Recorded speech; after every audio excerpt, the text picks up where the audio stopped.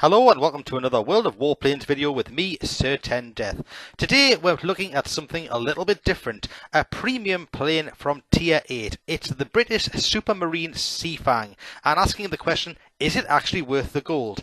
Now, Tier 8 premium planes are quite expensive. They run at around about 11,500 to 12,000 gold in-game, or that equates to about $45 or euros, or around 40 United Kingdom pounds. So it's quite a lot of money to invest in, and you've got to wonder, is it worth it?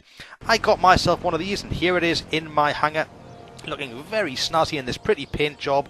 And I actually got it in November, and I tried it once or twice, and frankly speaking, I bought it too early. I wasn't a good enough player to really play well at Tier 8, and I left it alone and decided that I would get myself 300 or 400 more games under my belt and get better at the game before I decided to go back and try this out. So I'm doing it again, and I'm going to try this plane and see if it performs well. Is it worth spending the money on that I spent? As ever, I've got my snazzy paint job, I've got my control surface trim, my first aid package and my fire extinguisher, and I've got on this lightweight airframe for better manoeuvrability, the gun sights to improve my aiming, and I've got on here the improved covering to give myself reduced chance of critical hits and a little bit more hit points. And I'm going to play it more as a fighter.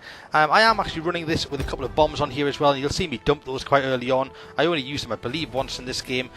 And we're ourselves in a Tier 8 game. It's quite a nice matchup, and we're going to see how it performs and really answer the question for you, is this worth spending your money on or not?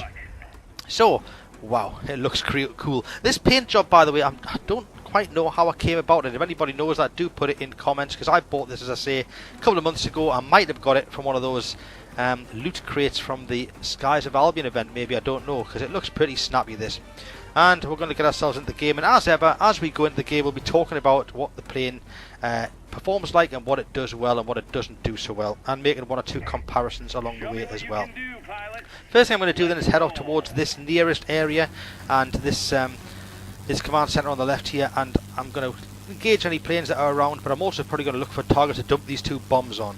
The bombs are a couple of 500-pound bombs, so although you can't really take an area and cap one yourself, and this you can have a big old influence. I'm going straight down here to this medium ground target and just bang bang dropping both bombs there before I engage some bombers. You'll see straight away it's got a 2-minute reload, 120 seconds reload on those bombs, but I just wanted to see if I can do a little bit to help to cap the area, my small bit of input before I engage these defensive fighters and start going to work with the guns. So let's talk about the plane then.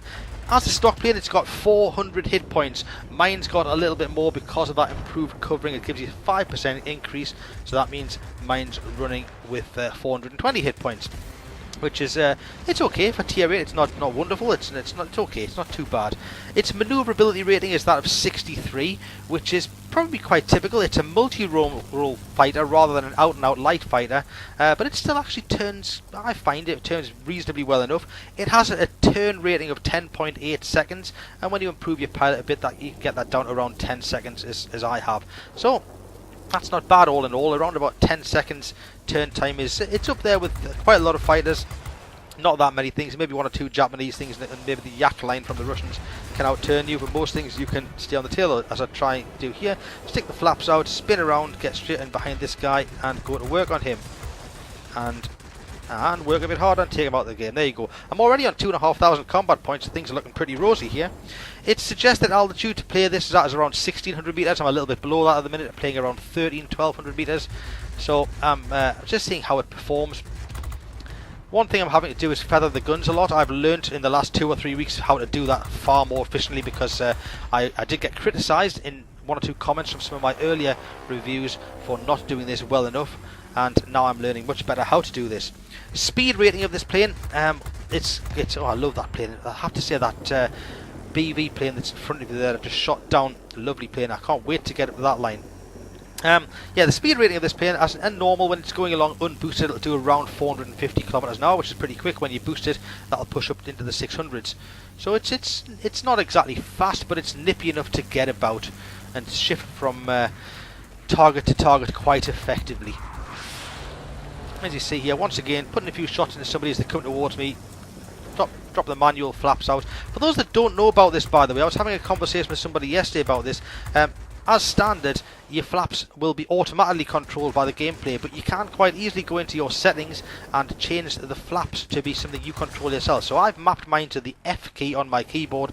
So all I do is, as I want to make a tighter turn, hold that F key down and it just drops the flaps out. You actually see them coming out from the back of the wings, and you will see, there you are, when you see, I'll do it a little bit later. You will see it allows you to turn that a little bit more tightly and get on the tail of somebody else. Now that's quite hard to get on the tail of a guy like that. He was shifting there.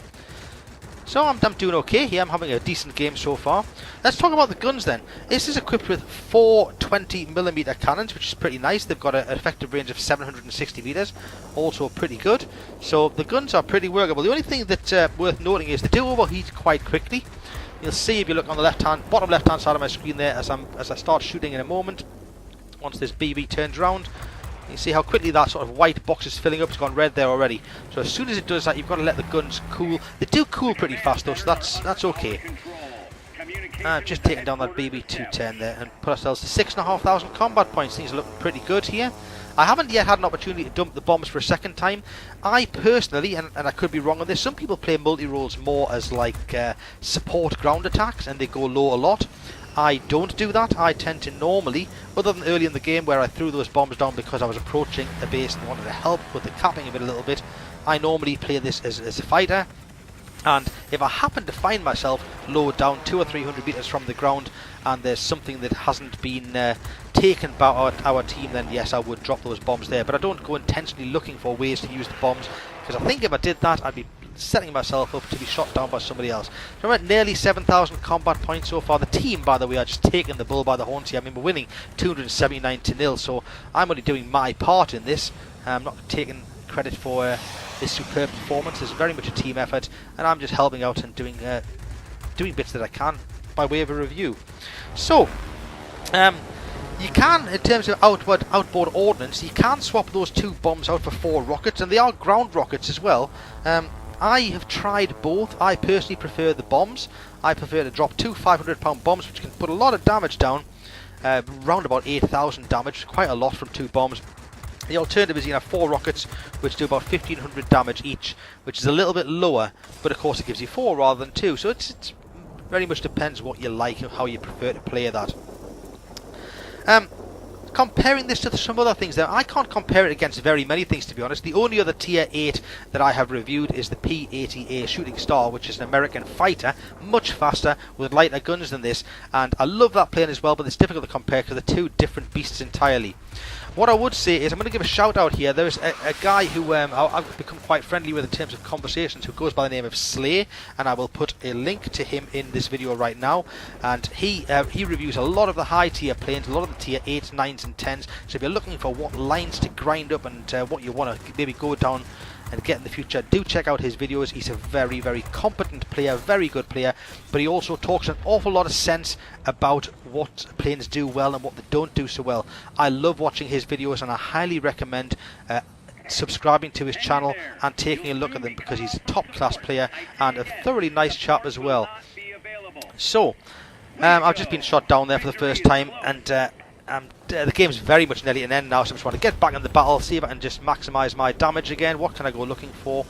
The squall line is coming down quite soon, in about 25 seconds or so it's really all about now staying in the game, not getting shot down, and seeing the game out with a bit more damage. Just trying to pulse these cannons and do some damage there. I've hit nearly the 10,000 combat points, which is pretty nice. You can see the flaps out there when you turn them, I was talking about earlier on. Come on, let's just get this guy shot down. These cannons are very, very nice, by the way. They can do quite a lot of damage very, very effectively. You get them on target, you can rip up light fighters in no time at all. This guy's making really hard work of it, as he should be. He's doing everything he can to stay out of my way, and I'm just going to spin right around and get in behind him again, get him in my sights, and then just destroy his world. Get myself the Guardian Award along the way as I push towards the 11,000 combat points mark, and just go mopping up anybody. This is food and drink to a plane like this. Somebody on about a third of their hit points and looking the other way, going away from you, this can just destroy them and end their gameplay fun. And there's another one. Let's just hit the 12,000 combat points now. Unfortunately, the game's going to finish it's one of those games I would have liked it to last a little bit longer, because I think I could have gone to get a bit more. How did we do overall in this? Well, let's have a look. We got ourselves 13,000 combat points, the Flying Start award, the Flames in the Sky award, the Subjugator award, Class 5 fighter, finished second on the team and got the Guardian award overall. But you're probably asking, does it make credits? Well, look at this. I have to say, I drew attention to these because there was a couple of maybe glitches in the gameplay that just came up as unnamed quests had been done. Unnamed quests. Yeah, I'm not quite sure what they were. But does it print credits, a tier 8 premium, in a good game? Well, 364,000 credits in a single game. Well, you can't sniff at that. You won't always get that, but even in a poor game with a tier 8, you'll probably pull in 150 to 200,000. Would I recommend this?